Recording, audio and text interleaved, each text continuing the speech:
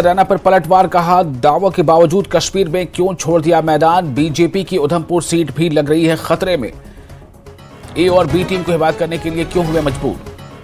National conference और PDP का रविंद्र रैना के बयान पर सख्त रद्द-ए-अमल, कहा कश्मीर में नॉर्मलसी से कर रहे हैं दावे मगर मैदान में आने की नहीं जताई हिम्मत। कहा बीजेपी दौर में गुजरे हैं जम्मू के लोग माशी और दूसरी सूरत में मुश्किल वक्त से। बीजेपी जम्मू कश्मीर के इंचार्ज तरुण चुग का बयान, कहा पूरी ताकत के साथ इलेक्शन लड़ रही है पार्टी। कहा यह इलेक्शन देगा जम्मू कश्मीर की तीनों खानदानी जमातों को मुंहतोड़ जवाब।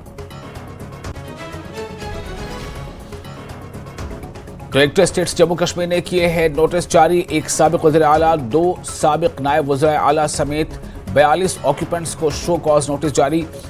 रिहाइश के अलॉटमेंट जारी रखने की हिमायत में दस्तावेजी सबूत के साथ तहरीरी जवाब देना होगा।